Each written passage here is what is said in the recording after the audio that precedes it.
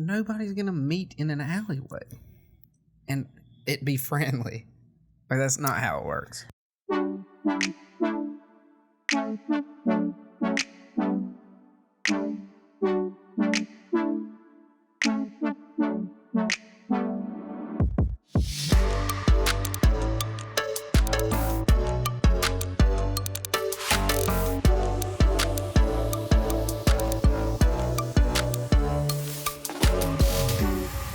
Welcome to the Charlotte Buzz, where we drink beer from local breweries while telling stories about the neighborhoods they're from. I'm Chrissy, this is Drew, and stick around for a little later in the show after we discuss those neighborhoods when we break down the winners of round 2 of the Buzz bracket and give you some previews of the matchups of the Elite 8. Pretty excited. Oh yeah. So today we are drinking How to Change Your Mind from Resident Culture. Ding, ding, ding, ding. It is a 6.3% IPL. Hey. India Pale Lager in a West Coast style. It really happened because I'm like dyslexic or something, and I was like, oh, I want to try this one. Yeah. And IPL, not IPA. And turns out it was your favorite of the flight. So we'll see what you think about it now. The description that Resident Culture had there was crisp, bitter, clean, piney, and dank. Dank? Not really sure what dank is. You see it a lot. You know, maybe we should figure out what that means. Yeah. Also, they have tiny crowlers. And the crowlers are 25.4 ounces, and normally they're, 32? I think so, yeah. And so it's not, it's smaller. It's not wildly smaller, but it's just small enough that we got 2 because... It's like a fat tall boy. Yeah.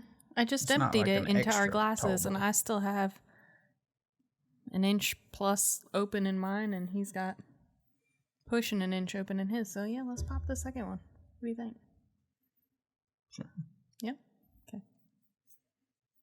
So, I mean, yeah, we got 2 because they were smaller than we usually go for. And I don't know that we needed a full 2, but, you know, Yeah. can't hurt, right? Except in my pouring abilities. Oh, my goodness. We'll set that guy back there for a minute. Yeah, keep it over here by me so I can pour me some more. Rude. Untapped, actually. The description on Untapped tells us what the hops are. I'm going to take a sip while you talk. All right. It's got Simcoe, Amarillo, Centennial, Citra, and Galaxy.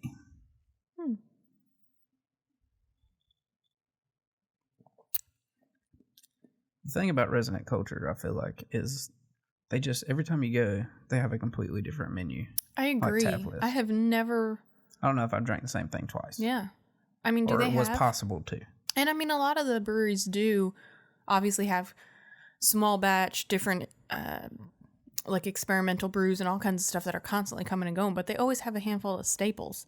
I couldn't tell you a single thing that's even remotely a staple. Yeah, so there. Their top 3 is Thunderstud, Whatever You Feel, Just Dance It, and Vicky Virago. I don't think we've had Vicky Virago before yet, but I don't think none of those were on the tap list the other day. No. So interesting. Yes. It tastes sort of IPA-ish. Like, it's definitely... Must be the India Pale part. I mean, it definitely will drink. I enjoy it. It tastes... This is an Indian Pale Lager, isn't it? Right? Yeah. I was literally about to say, it tastes a little bit more like a lager. I hate myself. Yes, it does. You're correct. But, I mean, it does. It is literally a good mix of an IPA and a lager because that's literally how I would have to describe it right now. Crisp. Sure. Hoppy. I get It's piney. not nearly as like thick or full as the other ones that we've been drinking. Especially with Resident Culture, they can get real deep into their thick double, triple we quads. tried the quadruple IPA, which I liked. You not so much. Yeah, double is my real happy place. Mm-hmm. I like that kind of thickness, but the triple and starts getting to be a little too much for me. But yeah, so Resident Culture, founded in 2017, September. It'll drink. Will it? I already know that. That's why I don't even let you talk anymore. What did you think about the flavor? Tell me about the flavor. Well, I definitely get the piney. Okay. I can taste the pine. Did you gnaw on a tree before this? No, I've had like a Christmas beer from something like Magic Hat. Okay. And it was like basically pine tree. I was going to say in a glass, but. Yeah. And that was a little much. Because it was literally like you were drinking a Christmas tree. Yikes. And you just love Christmas. So. Yeah. So I didn't really like that much. And I tasted a little bit in it here. Okay. What they described as piney anyways. Mm-hmm. So it's not too much in this one. It's a nice hint of it, I would say. I don't have the same range that you have when it comes to beer tasting just yet. So I can't say that, but I have obviously primarily love IPAs. And I would say the second most common thing I've tasted is lagers because... Well, you're from Pennsylvania, so... Yeah, Yuengling all day. And I've tried so many times to like Yuengling, just even though I'm definitely a Southern girl at heart, and even though I would never live there again, that I could really legitimately guess. Out of, just... nostalgia and solidarity, I'd like to like it. Sure. But not there yet. But I've tried it the most in other lagers similarly, so. Yeah, at one point that was my go-to beer. So I'm a fan. Then I came in and said, nope, you're going to drink all the IPAs so you can finish the ones I don't like. I don't know. I mean, sure. So, Resident Culture, founded 2017, September of 2017, so they're about a year and a half old. Resident does hold a kind of special place in my heart because it was the first brewery opening. I was going to say the first brewery, but I don't think that's true. Definitely the first brewery opening I've been to here. And so that was just a cool experience. We went, and even though everything is constantly changing there, like we said, with their menu and everything, it's just a cool place, and it's cool to know, even though we don't go there that often, like we were there from the start. Yeah. And I just kind of dig that. Yeah. Interesting artwork. That was literally one of the notes I had, which is they have a very unique art style in the building, on their cans, on their crowlers. It's just all very... And I think they use like one person to create all their artwork. Yes, it's definitely the same style, but it's very unique. And they're kind of known for that funky, sort of out there vibe. I would say they've become so popular so quickly because, as we've talked about, the IPAs are really, really popular right now. And that's their bread and butter. Yeah, specifically New England IPAs. Yeah. They may have started the craze. Maybe. I'm not, I mean, if anybody can tell me different, sure, but as far as in our experience, yeah. And that's what, they're known for the hoppy, hazy IPAs all day. Even their lagers hint toward the IPA flavor profile. Yeah. So we are going to jump into the Plaza Midwood neighborhood, and we've hit this before with Catawba, and we both jumped pretty deep into the past on that one, give a good foundation of the area. I believe if you've listened to any of these podcasts before, you know that we don't know the stories the opposite person is telling before we get on the show, but we do sort of hint around, like we beat around the bush a little bit with each other just to make sure we don't do the same one. Right. Yeah. And so before we started today, we kind of did the, are you doing, where are you at in the timeline of history? And so both of us did go much more modern with today's episode, just trying to kind of swing in the opposite direction. And obviously we'll have plenty more chances to come back to Plaza where we may fall more in between. But we have not a full idea, but a sort of miniature idea of kind of where we might be going with these. Yeah. That's about it. So instead of the deep past, if you're looking for any of that, go check out the Catawba one. And now you're going to get a little more current. And then we'll see in the future what other ones hold. So I'm going to turn it over to you. Tell me things. Yeah, so mine happened over the past week. Okay. It all went down. And boy, did it go down. Did it? Yes. If anybody ever needs like private eye services from an unlicensed PI, call this man up, because his level of internet research and ability to find crap is impressive. This story's all over the place right now. But I say that like I really know what it I is. could have definitely went a lot further. But I know we're trying to keep it to the point. Yeah, trying to keep these stories a little shorter. Yeah. While we're in the midst of the bracket, because we've got all the winners to discuss and previews to come. But tell us. So I'm going to be talking about Pizza Peel and Andrew Woods. Okay. So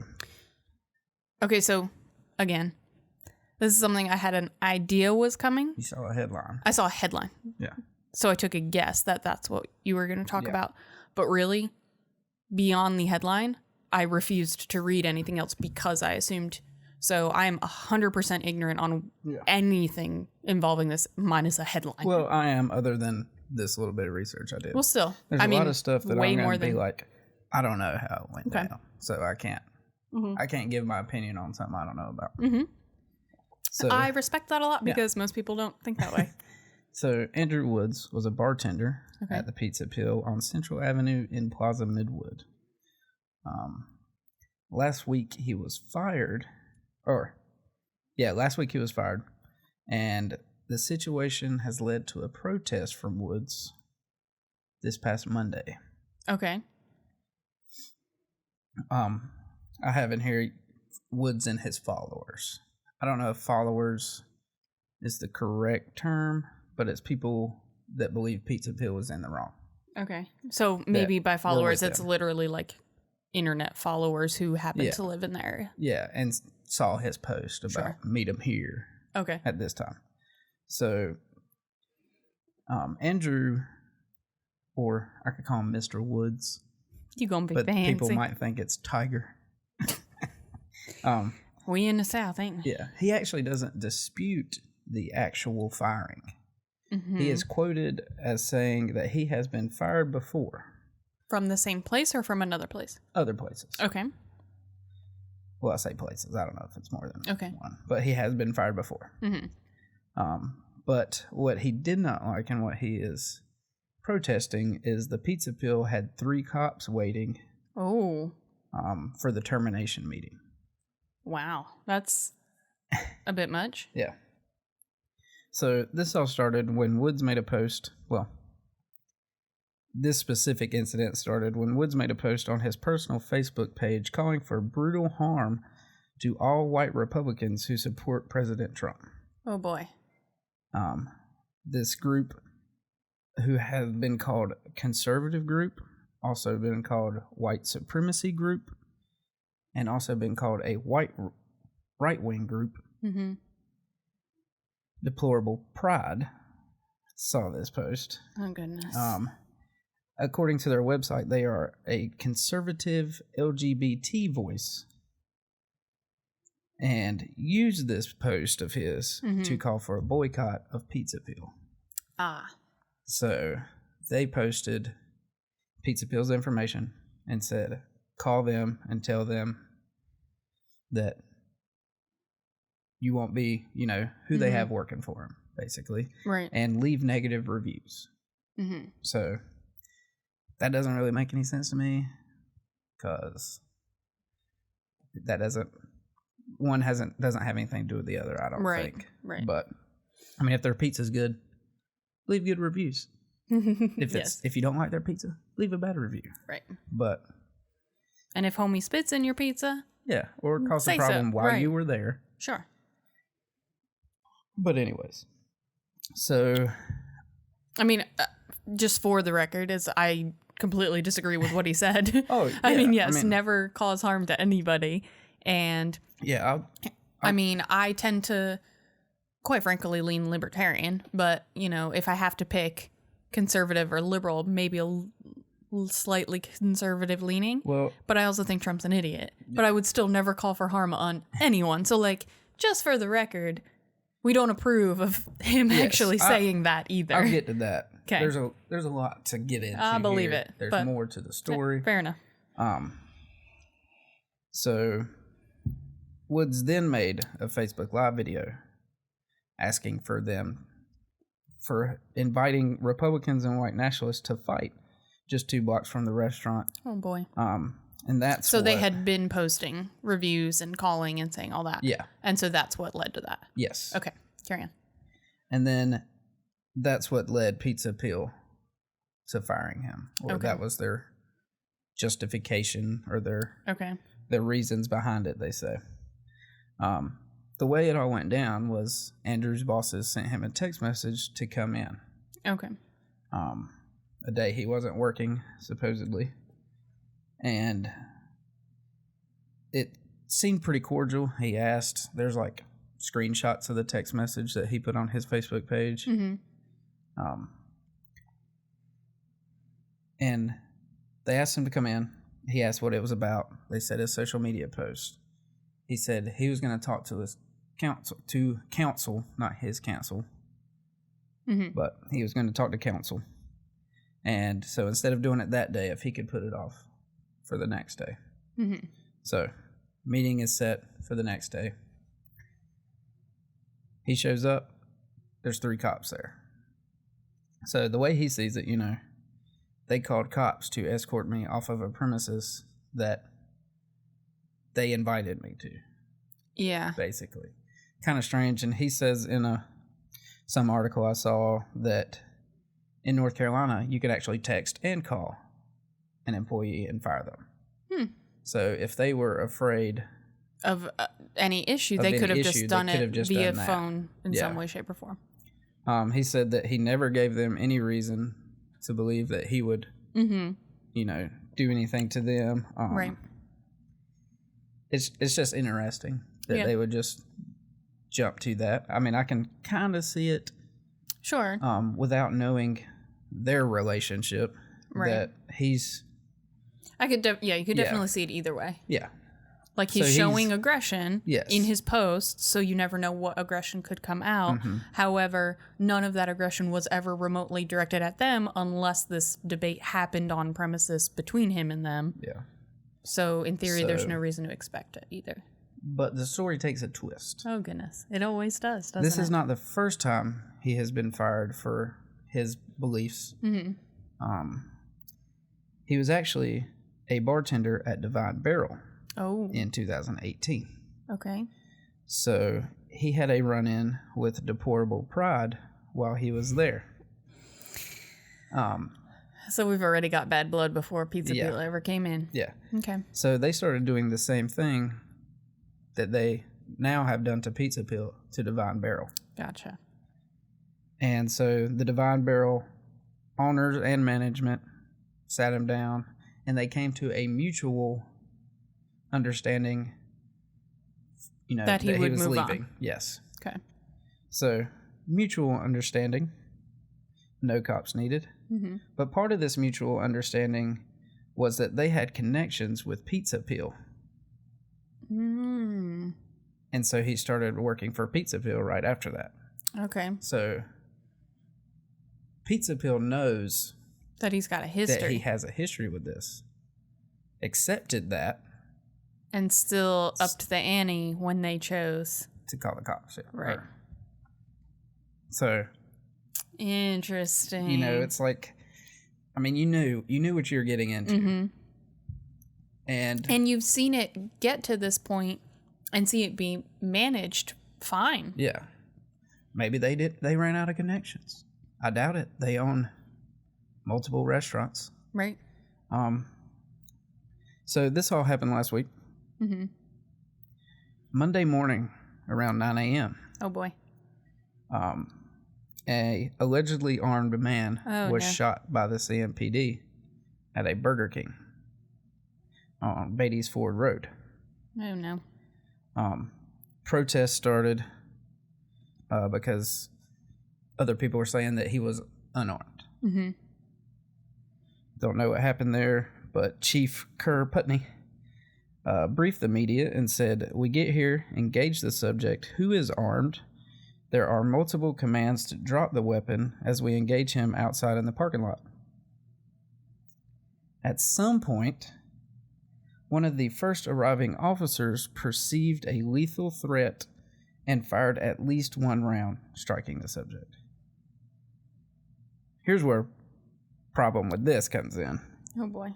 He says, perceived a lethal threat and fired at least one round. Right. Do you know anything? I mean, does anybody know anything? And we won't find out until they, body cam. Right. They do the weeks investigation. And weeks and he did. I mean, Chief doesn't know. He wasn't there. Sure. So, okay. I understand that, I guess. You got to make a public statement, and you got to say what you know, which isn't really anything. Yeah. So. And it also says here that investigators also found a gun at the scene, and it is believed to be the suspects. Mm-hmm. Oh, right. Is it? Right. But that'll all come out later. Mm-hmm. Interestingly enough, though, that Burger King is owned by Stomp, Chomp, and Roll Restaurant Group, who owns Pizza Peel. Oh, boy. Yeah. Okay. So that's why I told you that story. So that's Monday, 9 a.m. So people on Twitter start making the connection of called cops on this guy. Kid gets shot here. They have nothing to do with each other. I mean, Burger King didn't shoot the guy. Right. It's a coincidence, if anything. But people are making this connection. And the story's just building and rolling. So that's happening throughout the day.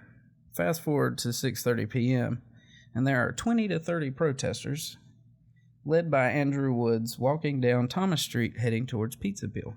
Oh, no. The group entered the restaurant chanting Black Lives Matter and filing in around the diners. Okay, so I guess I should pause on this whole thing because, quite frankly, the question did arise, but I was like, no, that's an irrelevant question. It shouldn't matter. Yeah. So I didn't ask it. But at this point, I assume he's an African-American male. Yes. Okay. Yeah. Carry on. I didn't say that earlier. You didn't, and it shouldn't have mattered. Yeah. And obviously now with a Black Lives Matter chant, doesn't change anything, just adds more to the story, I guess. So the group entered the restaurant. Now, the 20 to 30 protesters, it looked about half and half, maybe white heavy. Okay. But they're chanting Black Lives Matter. They have the man's who was shot earlier's name and says, say his name and all this stuff. So the police were called again because they're in there, disturbing the diners. And the standoff went on for about 45 minutes. They're just standing in there. There was a Twitter guy who was live tweeting this, but I didn't want to write all this. I mean, they were just chanting things or just saying things to the cops and the owners and stuff. So relatively peaceful. I mean, disturbing the peace, but not in an aggressive, no. Any kind of way. It doesn't seem that way. No, there were curse words. Right. But I don't. It's a disturbance, but it's not violent or even remotely aggressive per se. I didn't get that. Okay. Didn't perceive it that way. So the police ended up saying that if they didn't leave, they would be arrested. I guess disturbing the peace. I don't really know all the... Yeah, I don't even know all the rules, quite frankly, of I know you have freedom of assembly, but I don't know what restrictions are on property versus... Yeah, I'm not really sure. All that, but. So upon the urging of Woods, actually, the protesters went outside. Okay. And he stayed inside for a meeting with the owner and another guy, I believe was a HR dude. Someone who works with Pizza Peel. Yeah. Okay. So I thought that was pretty interesting that Woods like kind of was like, hey, just let me step mediate. outside. Yeah. You know, let's see where we get to. Mm-hmm. Well, during this meeting, he demanded 4 things. Okay. Oh, goodness. All right. Every restaurant owned by Stomp, Chop, and Roll must display a Black Lives Matter sticker on the door for 1 year. Oh, boy. Each location must donate $1,000 to charities that benefit black people. All of the managers will undergo sensitivity training administered by black, gay, and trans people who are paid for their training. And $1,500 per month in food to the homeless in the community surrounding each location. None of those are innately bad. Yeah. You're not in a place for demands, though. Agreed. Yeah. I'm like, none of those are innately bad. I think the minute you start demanding them causes more of an issue and maybe muddies the water of like, oh, let's have sensitivity training. It muddies the water, makes it hard. And you're not in any kind of a position for actual semi-admirable requests. They were not. They're not innately bad requests. They are. They're not like in an attempt attempt to help people. Yeah, it's for other people. It's not selfish gain. He would benefit obviously, but not like it's for a greater group of people, not like him personally. Yeah. So they refuse the demands because they're demands. Sure. I mean, don't. Right. They're demands. And when he got back outside, told everybody that they refused demands and said, in quotes, that was volume level 1. Next time we go to 5 guys. And that's not 5 guys burgers. That's 5 comma guys. So volume level 5. Got it. So I don't know. Nobody knows what volume level 5 is. Mm-hmm. I don't know. It's just a strange story, and there are more to this, but I didn't really during all this stuff of him threatening harm to these people, not to Pizza Peel, right, but to white supremacists. He is also getting death threats from members of Deplorable. Sure. According to him. Mm-hmm. And he has also threatened them. Mm-hmm. So, I mean, nobody should threaten anybody. Right. Like, bring the love in, people. I mean, it's just a strange story. I think everybody... It's so strange, but I think it's also a very common commentary on where the world is. Yeah. Like, when you finally break it down to, like, one individual and one, small group or whatever... I don't even know how big the group is, but for the sake of my story, I'm going to call it a small group. They're like 4,000. Yeah. Are you talking about Deplorable Project? Yeah. Yeah. I was like, I mean, I imagine it's bigger. I just imagine like some local chapter or something of like a dozen people. I don't know. But you break it down into like individuals and you're like, this is freaking crazy. Like, and it's getting so out of control and you're trying to threaten them and they're threatening you and it's just escalating and it's all crazy. And you're like, whoa, people, just calm the heck down. It's fine. You're cool. Carry on and live your lives. Even if you have good intentions, bad intentions, good inclusive thoughts, not inclusive, whatever you're thinking, you have the right to think it. Just don't hurt other people. Don't whatever. Threaten other people. Right. And so like breaking it down individually, you see that and you're like, oh, this is nuts. And then you escalate that times 1,000,000 to the freaking country or the world. And you're like, oh, yep, that's normal. Yeah. Yeah. I think it's a story full of overreactions. Oh, yeah. It's I mean, Pizza Peel overreacted probably. Mm-hmm. Like I said, I don't know the full story of their relationship. Mm-hmm. But it seems to me that they may have overreacted. And he overreacted. Mm-hmm. Deplorable Pride overreacted. Shoot, even the cops may have overreacted. Yeah. When they perceived a threat. Mm-hmm. So it's just full of overreactions. And somebody who doesn't even really react to anything. It's confusing to me to see that because it's like, what? And like this guy, Andrew Woods, on a whim, got 20 to 30 people to show up to protest this company. But that's what I think is like, there's just such high tensions. Like, and again, you don't react to anything, not really. Yeah. And like, I know I have my moments of things that I do, but I like to think that generally I don't react to a whole lot of things. Maybe I'm just kidding myself. I don't know. But, so it is a little hard to kind of see, but there's certain things that, you know, just really like deep down in a person are this like huge fire button topic. And yeah, you post something on social media and say, hey, like these people are calling us down. Let's go. And yeah, they're waiting at the door. They're ready. Like that's what they're. Yeah. And to me, it's not just that. Like I see that, but he got these people to show up. And then when the cops, you know, he's like, just go outside. Let me talk to these guys. And they did. So he's probably a good leader. Yeah. And he has good, you know, intentions to a certain degree, you know, feeding the homeless, donating to charities that benefit Black people. Like, do something that is helpful and raises money with, because he says, you know, he's an activist now. Like, just do that. Don't threaten people. Right. Don't, you know, make demands. Right. Like, that's not what being an activist raise this money somehow. You know, do an event, work with other people, get the word out on the issues of the homeless not having food in the community, and raise that money yourself. Right. Like, you seem like you can. And like. Yeah. I don't know. So yeah, in a total. There's just a better way to go about it. That's what I was going to say, is like, you can have a way to be an activist by just, you know, clearly you have some sort of social media influence. You're obviously now building up. Yeah. A lot more attention and, you know, whatever.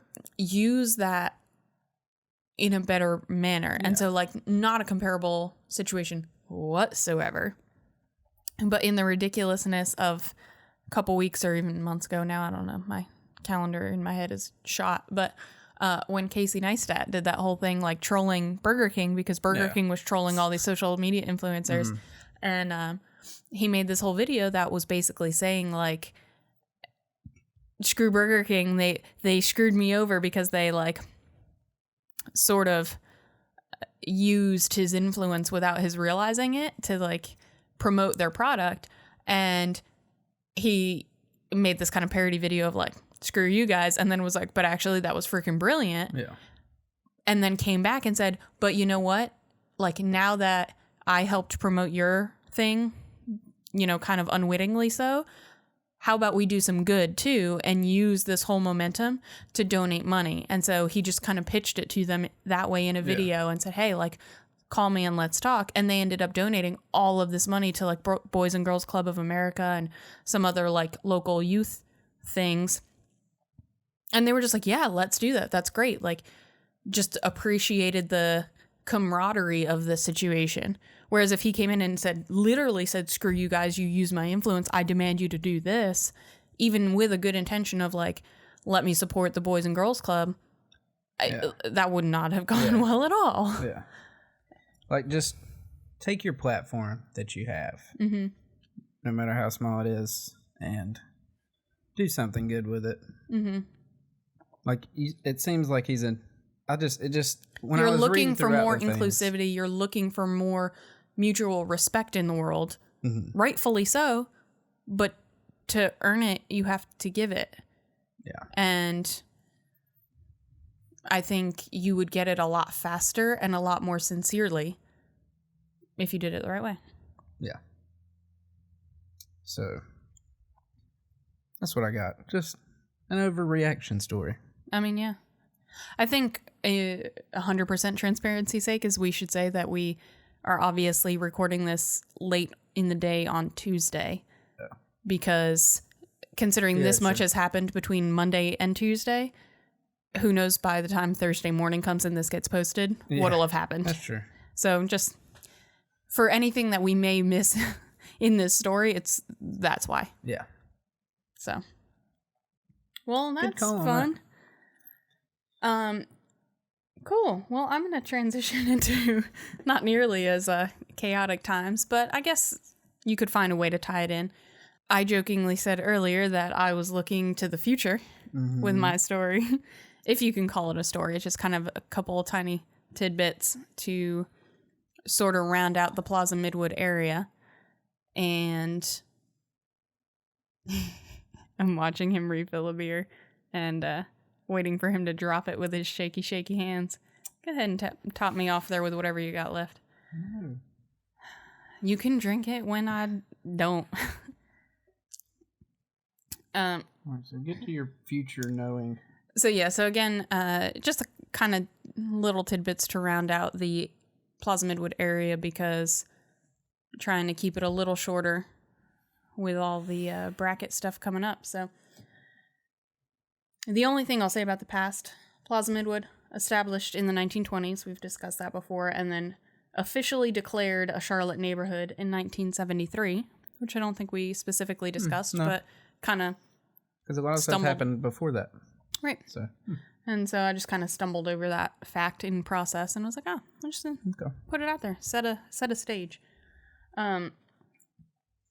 So I wanted to talk, like I said, is looking into the future is more about programs and initiatives that the community as a whole are currently implementing and working toward to develop the Plaza Midwood area as a neighborhood, and ultimately all of Charlotte, but specifically looking obviously in the Plaza Midwood area. And I specifically was looking through the Plaza Midwood Neighborhood Association and the Plaza Midwood Merchants Association. Those are things. They are things. And I didn't really distinguish between one or the other. Obviously, they do very different things. One is more neighborhood-oriented and one is more... Merchant? What? But they do a lot of work together where they just partner with things. Yeah. And so I'm going to list off a bunch of initiatives and things that they're working toward.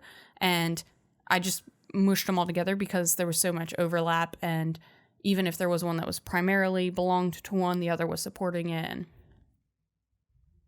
two hands, same body. And then I want to dive slightly deeper into just what a couple of those initiatives look like. Okay. So some sort of superficial type of things, I guess. Okay. They have a community garden. Ooh, vegetables. Meant to help kind of like, beautify the area and get people more involved with what that looks like. They also do a lawn of the month, which is also, helping incentivize and promote. To make it look good. The pretty things in life. They have a Best of Plaza Midwood, where every quarter they select a merchant, a neighbor, and an educator. It's like a person, a store, and an educator. Yeah. And they highlight them. And then I don't know if they get specific prizes or if it's just like, hey, you get kind of blown up for the quarter. Yeah. But they specifically go out of the way and like share their story and how they're making an impact on the community and developing it. So I thought that was kind of cool. Cool. They have specific land use groups where they actually sit down every so often and discuss the impact of the development and the land changes and how they can, again, kind of preserve the history and the unique identity of the area while also finding ways to move into the future and just, merge them very well. Kind of the standard things, neighborhood watch. They've started developing more dog waste stations, like, little doggy bag, poop picker-upper bags and whatnot. Just trying to... Dog waste stations? Waste stations. I was like, well, you never know when you need to weigh your dog. Well, duh.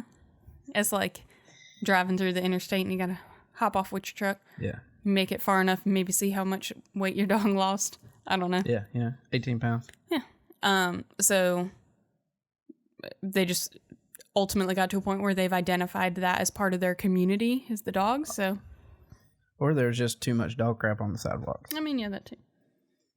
They have a stroll and roll. Hold on. Do people rollerblade while pushing their kids in strollers? No. Okay. Bummer. Yes. This actually kind of goes with the next one, which is the Parkwood and Plaza Streetscape And it's basically they're having all of these meetings and trying to work in high traffic intersections and make proper ways for bicycles and pedestrians to be able to maneuver in traffic with the growing influx of people. Okay. So it's kind of two different things, but ultimately moving towards the same goal of just... So stroll, pedestrians, roll, bicycles. Yeah. Okay. So and just trying to... scooters. Sure. Okay. Finding the best way to keep it obviously allow the traffic flow to happen, but still trying to keep it more the pedestrian and bike friendly area that it's more known as. They have a student entrepreneur summit, which is one of the things I'm going to come back to and talk about a little bit. We have a neighborhood skills session, which is the other one that I'm going to kind of come back to in a minute. And then being the kind of funky artsy area there's murals all over the place, which are meant to help preserve the vibe and give nods to different areas. They have a quarterly Midwood market, which is just a market. Yeah. Every quarter. It's kind of like a block party almost, where like everything sort of shuts down and it's just everybody out on display with everything that they have to offer. They have a 4th of July pig picking. They have, which is again like another block party type of deal. Yeah. They actually have almost every season they have a different local party that is more or less like a block party where kind of everything shuts down, but everybody's out there on display and just having a good time and just out in the open in the area. Things they sell on display, not themselves. Yes, it's not like a nudist party. Okay. Everybody's out there on display. I mean, I reckon if you really wanted to, showing what they have to they offer. might could make it happen. You never know. Everybody on display showing what they have to offer. Sounds like a good time. There's a lot of local fundraisers and things too, which, I mean, Pizza Peel is in this area. And so that's why I'm listening to you talk about all of this stuff with the story. And I'm like, Plaza Midwood is known for these fundraisers, known for these supporting and moving, like helping encourage the next generation of everything. And so I'm like, it's kind of hard for me to swallow also because I'm like, you are in a prime location to actively work with your community to develop good programs and to push for greater social change. And I just don't think you're doing it the right way, man. They may or may not be. We don't know. And the last thing I have on my list is just merchant meetups, which I thought was cool too. It's kind of just like you can join the Merchants Association, and it's basically just a networking tool to put a face to a name and get a chance to just talk and see how you can collaborate with other merchants in the area. Some upcoming events that they have in process, they're working on traffic signal box wraps, which we've made note of this in South End, especially this past weekend when we had the volunteers cleanup event. Is you've got these big like metallic gray boxes. They're like a green color though, aren't they? Sometimes I'm not sure. Like a light green, I think it depends. Okay. But they're just there. They're just mechanical. There's nothing special about them. But again, Plaza Midwood's a very artsy area, and so they're working on a contest where our local artists were able to submit their work, and basically that'll be scanned in on this giant decal, more or less, that gets wrapped around those boxes. And so it's just a way to help improve the visual aesthetic of the area and also help an eyesore be less of an eyesore. Yeah, and promote those local artists. So that's something that they are working on. They're doing more with like bringing in more trash cans and stuff to help it be more pedestrian friendly as well. They're working to remodel the Midwood Park Amphitheater and do several other park improvements. They're working on a Briar Creek Greenway. More greenways. People running, biking, all those things that are moving that you don't like. Probably getting murdered. Well, that escalated quickly. That's where it happens. Yeah. I listened to a lot of true crime podcasts. Yeah. Seems like a good He's looking for murder around every corner. they're doing a spring cleanup, unlike volunteers where it's, like picking trash off the road. This sounds more like it's like a community spring cleaning where you can dispose of things from your own home or your own business and dispose of them properly. So they're talking like old electronics, old paint cans, all those things that you're not really sure how to throw them away because maybe they shouldn't actually just go in the trash into a landfill somewhere. Mm-hmm. It's finding a safe way to dispose of all of that kind of stuff.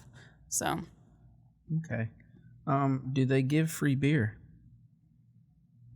Not that I know of. Not interested. Move on. Sheesh. And there's also, and I'm not familiar with this alleyway. I'm sure people who are in Plaza Midwood are.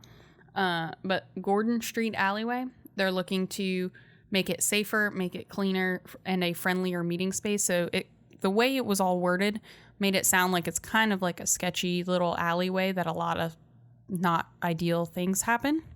And so they're trying to kind of like literally clean it up, make it more of like a cutesy, artsy hangout in this alleyway where it's like a safe place to just chill instead of letting some shady stuff happen. What is this face you're making at me? Nobody's going to meet in an alleyway and it be friendly. Like, that's not how it works. See, like, you know what? Let's go hang out in the alley. I don't disagree. And as I was saying it, I was like, waste of money. Sounds ridiculous. Yeah. However, I've read, and I want to go, I've read several articles about places in South End that are little alleyways that are little like artist nooks. And it's these huge like hot spots for artists to come walk through and see what's up and see like they put like the little, almost like a little trellis over the alleyway. So you've little like green plants hanging down and then you've got the sun shining through. And so it makes it this little like artsy haven type of a space. Seems weird. I don't disagree, but I think it's possible. Sure. I definitely admit that as I was saying that, I was like, oh, this sounds so dumb. Yeah. But no, I'm good. I have seen photos and I really want to go to these other places that I've read about. I think it's called like in the Gold District of South End. We'll check it out and we'll report back and see what we think on the other ones to see if it's possible. Let's just drive by it. That doesn't make it sound worse. We'll do a drive-by. We'll do a drive-by of the alley. As we're walking down the sidewalk, we'll just glance. Oh, okay. All right, so I'm going to take us back just for a second to the two I had kind of highlighted. And these are two of the programs that I thought were the most intriguing of the future endeavors coming out of Plaza Midwood. And that is the Student Entrepreneur Program, Student Entrepreneur Summit, and the Neighborhood Skill Sessions. Okay. So the skill sessions are almost like neighborhood version of like skill pop classes. So it's just basically little pop-up classes for any random stuff that helps benefit you and in the context of your community. Okay. And I thought it was a really interesting thing for a neighborhood to come together and do something like that. So most of them are for free. They post them up online. You can just, hey, I'm coming. Good to go. They do things like teaching you what the history of your home is and like the resources you have to look up the history of your home. Because like to us, that seems a little weird. But when you're talking Plaza, Noda, all those areas, you've got these old mill villages. You've got, I mean, we talked about... Yeah, it's called Look It Up. Right, but I mean, how much stuff did we specifically went into Uptown Charlotte, into the Charlotte room to get some of the information that just isn't as easily available, or you have to sift through so much when you can have a more direct line. So I just thought that was something that was really cool. And then they do some more practical things. They'll do like dog training, saving for retirement, and they do it within the context of the neighborhood. And so I just thought that was really cool. Like, I mean, I know when I was growing up and in grade school and stuff, we always made the comments of like, why are there no practical classes in high school? Like, I never learned how to balance a checkbook or how to do taxes or, you know, any of that stuff. Well, it's because that's the government teaching you. and they want you to not know how to do it so that you'll have to pay an extra fee. I mean, come on. Are we going to start conspiracy theory? I was going to say, are we going to start a government conspiracy theory show? Because I don't know many of them, but I am intrigued and I'm ready to talk about them. I mean, I think it may be hard to just find somebody that knows how to teach that crap. Some people just know how to do it. Can't teach it. But it's very true. But I just really like the idea of kind of giving all of these opportunities for growth in practical ways. Yeah. And I think there's a lot of that missing in the world. So I like it. And the other one, kind of near and dear to my heart for a couple of reasons, was the Student Entrepreneur Summit. And the one hand is obviously like we've started our own business. And so we're still in the process of getting it all figured out. And so I like that aspect of it. And I'm very involved with the youth at my church. And so I really like just investing in kind of the teenagers of our upcoming generation. So it intrigued me from the start. And basically it's a full day session with keynote speakers, breakout sessions, mock interviews, all kinds of different dynamics. And the primary goal is to teach students about entrepreneurship and what that looks like and what it can offer you and, you know, the challenges you'll face, the benefits you can possibly get, and just sort of how to take steps forward to make something happen. And I thought that was a really interesting thing because, and they said it in one of the things I listened to about it as well, is, you know, we're always given this kind of stockpile list of here's what you can do with your life after school. You can go to college, you can go into a trade school, you can go into the military, you can go get a job right out of school. You know, you can go live in your parents' basement. Like, you kind of get these stockpiled same old options, but starting your own business is rarely in that list.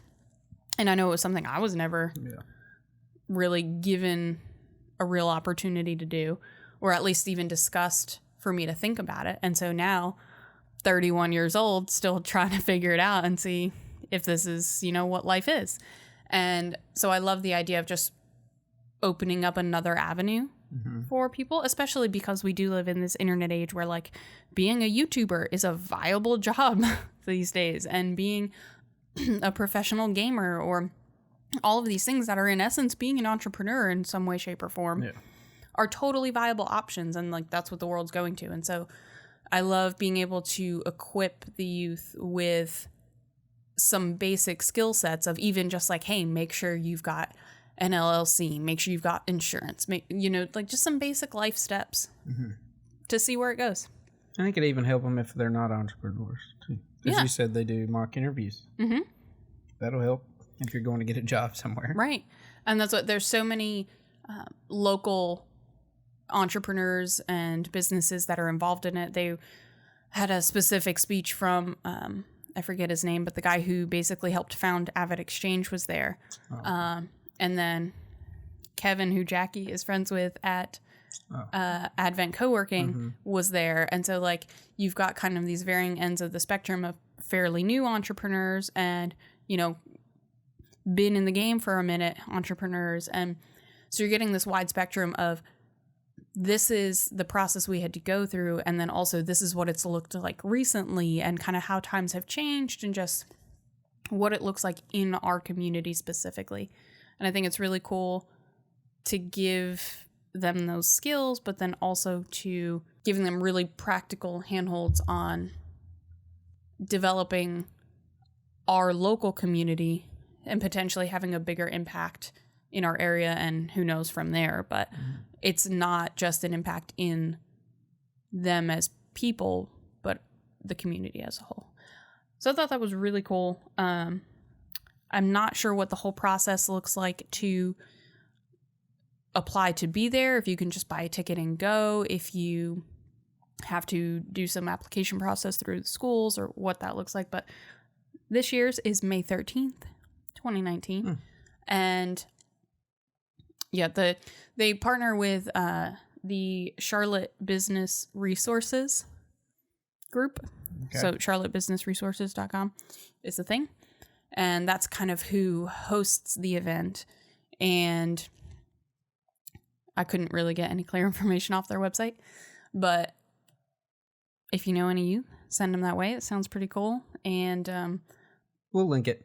For any businesses or anybody who is interested in participating, I mean, I think that would be something really cool for us to do in a couple of years once we've got a better grasp on everything. And yeah, they don't want to hear what I know so far because it ain't much. But it would be real good to talk through the struggles and like just figuring it out yourself and take advantage of the opportunities you get. Sure. So, but I just thought it was a really cool way to kind of discuss where the neighborhood of Plaza Midwood is going and what kind of impact they're hoping to have on their own community and into the future. And I really dig that because there's such a historical context for the greater Charlotte area grounded in Plaza Midwood. And I think they're really setting the stage for what the future of the Charlotte area is going to look like as well. Cool. So with that, we are going to dive right into the buzz bracket and let you know who has won round 2. So round 2. We saw last time all the higher seeds won. Yes. This time we saw a few upsets. We did. So that was a pretty exciting round. Yeah, that was a good change. So Noda Brewing and Salud. The 1 versus the 8. We got Noda with that one. Not a big surprise on that one, I don't think, but did not get the highest number of votes this time though. That was a little surprising. It was close, but yeah. So the second matchup was a Wooden Robot and Unknown. The 5 versus the 4. Yep. Wooden Robot with the highest votes this second round. Took the upset. Yep. Oh, yeah. Yeah, 5-4. So that was one of them. I mean, obviously it's a very close matchup in that sense, but they were lower ranked. They did take the win, and by a very large margin. Yeah. Which, I mean, was sad to me because Unknown's my OG, but yeah. Fair enough. Next year, activate your horde, people. So the 6 and the 3 seed, Old Mecklenburg and Resident Culture. This is the one that I wanted to watch because I didn't know if it'd go to the OG or the new guy on the block who had a sort of cult following. So it went to the new guy. It sure did. That's Resident why we Culture. are drinking their beer right now. Yep. If that wasn't a dead giveaway of the matchup. Yeah, they were the higher seed, but I kind of still feel like this one's an upset. I agree. Feels like an age upset. Yeah. Yeah. Next, we've got Sugar Creek and Lenny Boy, the 7 versus the 2. Lenny Boy. Got the W on that one. Not a big surprise there, I don't think either. Especially with the whole kombucha undertone. Yeah, they second was double market. dipping. Yeah. Double dipping their fans. The closest, most exciting matchup of this round was Birdsong and D9. And I thought Cabarrus and Salud was interesting last week, but yeah, this one was blew it out the water. Yeah, it was really tight. What, about 15 votes ish? Yeah, that's about all that area. Divided that. Yeah, out of over almost 800 votes, they only came. I mean, they were within 15 to 20 of each other. Yeah, it was dang close. We really weren't sure how that was going to go, but yeah, I think D9 had a couple days where they had more. They had 2 days. Two of the 5 where they had the most votes for that day. And the other ones were dang close. Yeah. But yeah, Birdsong did come out with the win, but that was definitely every single day we were checking that one and keeping our eye on it for sure. And that would have been a 1-8. Yeah.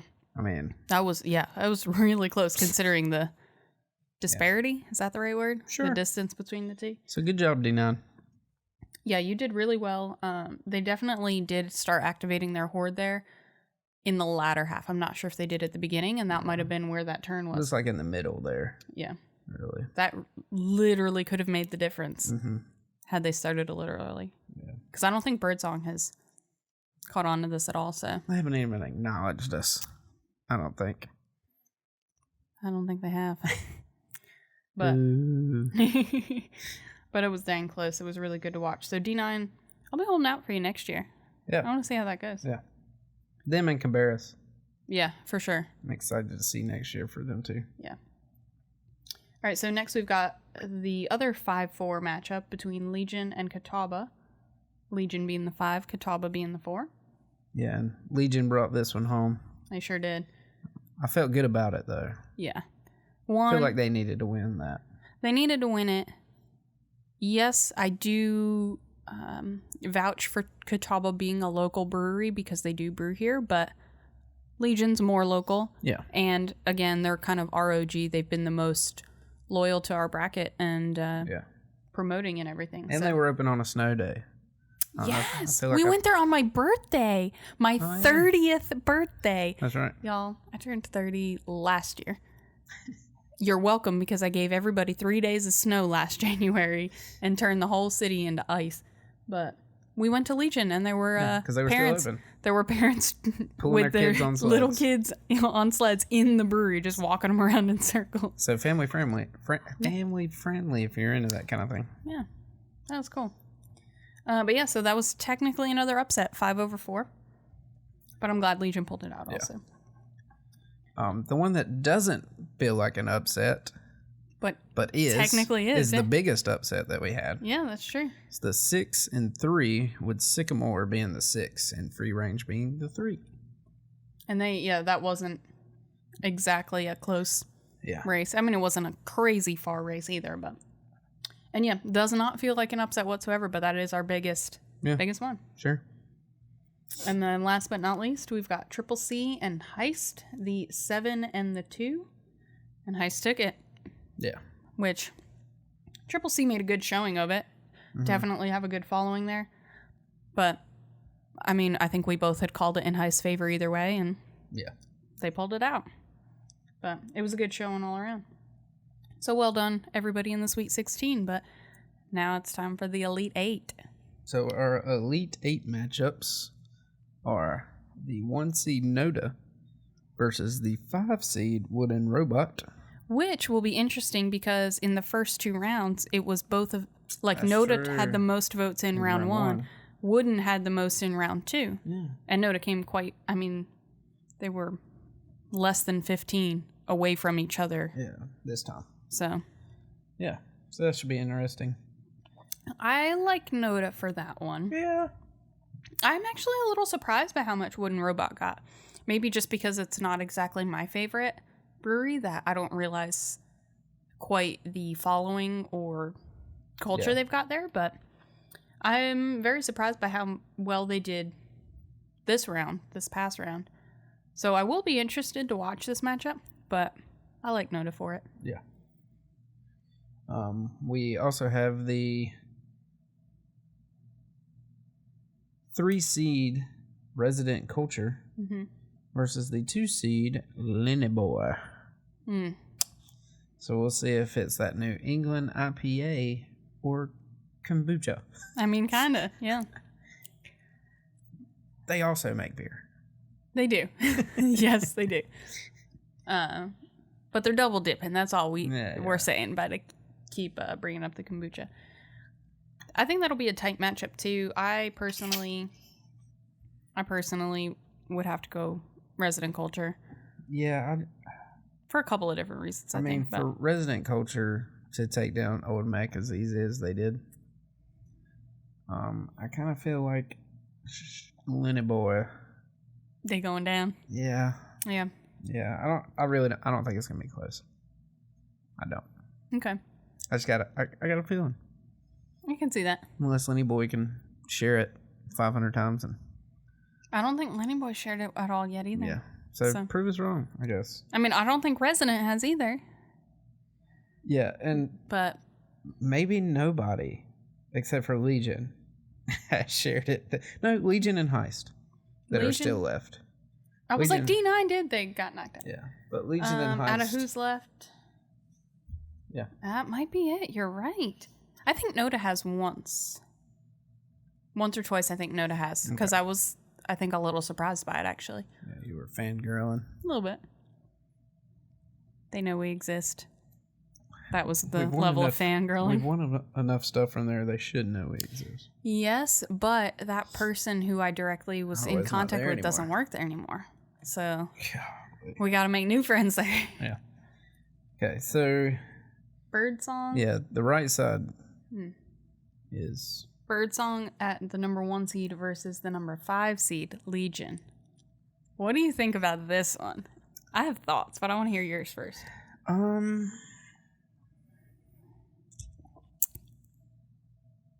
That's how hesitant I am. Yep. I don't know.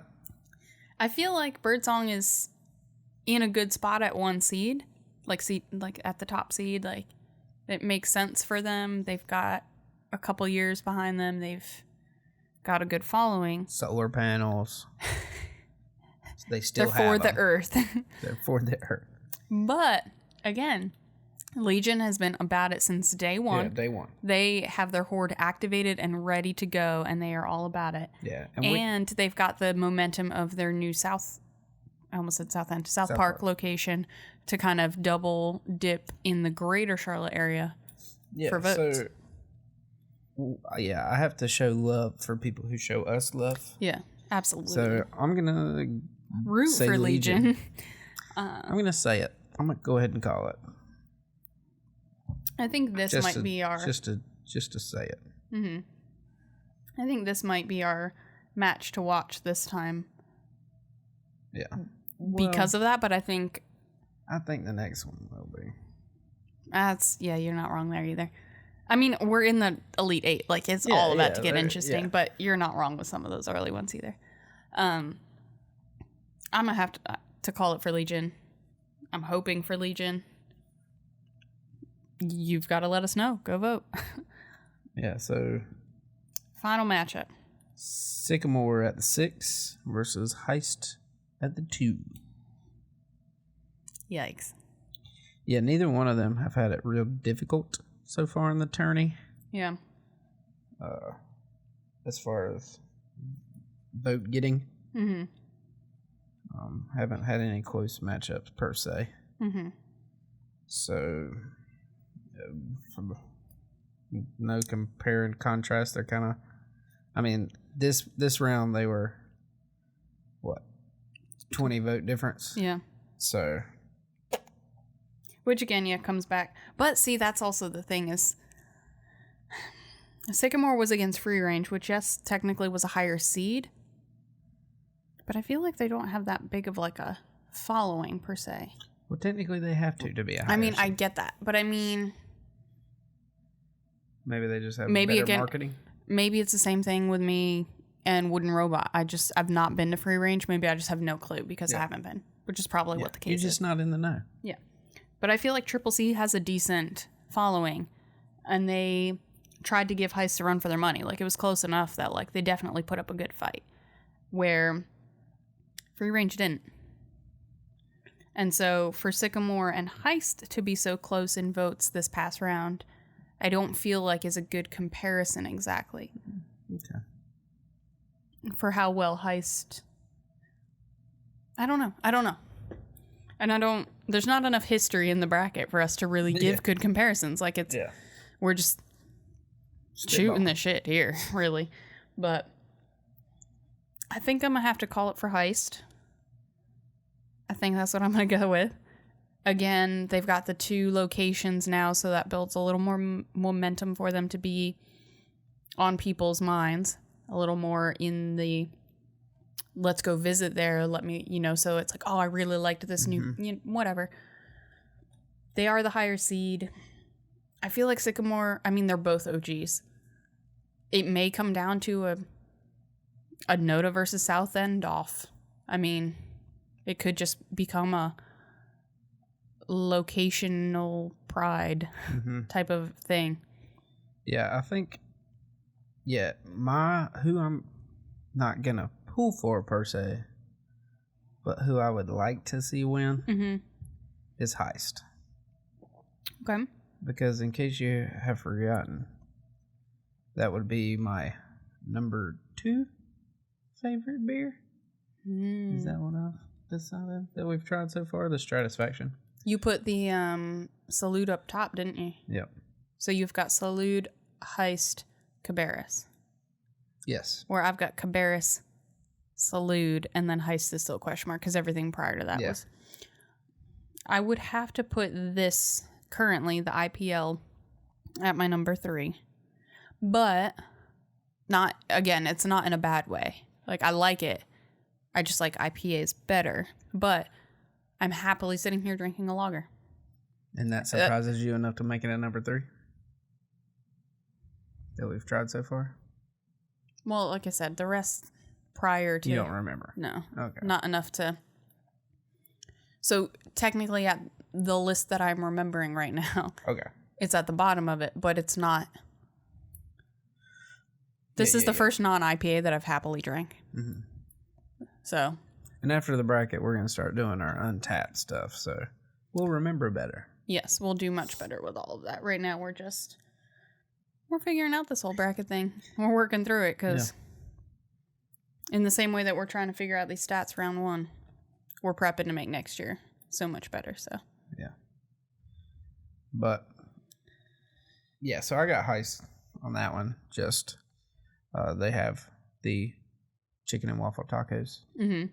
Stratisfaction, and Sycamore, while Mountain Candy is pretty solid, and Love Jones that we had I did like Love Jones a lot. Was pretty good. Or 2 weeks ago. 2 weeks ago. I just like Heist better. So. Yeah, Heist tends to do a lot more of the IPAs and the hazy stuff that I like. So. I have to. Okay. But time will tell. And your votes will tell. So. And we'll see who's in Final Four. Mm-hmm. The Final Pour. The Final Pour. So, if you're catching this when it comes out Thursday morning, voting has already started. You'll get voting Thursday, Friday, Saturday, Sunday, and Monday. Mm-hmm. So you get 5 chances to vote on Instagram. It'll be on Twitter. We've been putting it up on Reddit. That's how this whole bracket started. But really, we're not getting any kind of feedback there. So, we're just going to kind of cut our losses with it, I guess. Yeah. So go to Twitter and Instagram at VANGO Creative, Vango Creative. Mm-hmm. This is actually your last chance for head-to-head matchups. Oh, you're right. So then it'll be a free-for-all. Yeah, then it's in the Final Pour. Oh, I forgot that it gets crazy. Yeah. We'll talk about that next week. But last week for head-to-head, 5 chances on Instagram. Go follow us. Get in those stories. If for some reason you're not familiar with Instagram voting, when you click through the stories in the middle, it just will say, Noda and Wooden Robot. Noda and Wooden Robot. And you just tap one, and that's your vote. Because we've had some actual pretty interesting interactions with people who are either sending us direct messages with votes or sending us emails saying there's no possible way to vote or a bunch of other stuff. So if it's not in your sphere, just click our logo. It'll pop up with the stories. Click whichever name you want, and it'll pop up with the percentage so you'll know your vote was registered. And then keep clicking through and do the next one. Yeah. Anything else you'd like to throw out there to anybody? About the bracket? Anything. Nah. All right. Well, then. All right. Nah, I'm good. So, I said it all. Check us out on the Charlotte Buzz, anywhere you get your podcasts. Check us out on YouTube if you want to see some really awesome graphics that Drew's put together for these matchups. They're beautiful. They are. Like, comment, subscribe, follow on all the social medias and YouTube and podcasts so that we can get better gear and things so that our videos match the quality of our graphics, which are much better. Yeah. And we will see you all next week with the Final Pour. Dun, dun, dun. Check you later. Bye.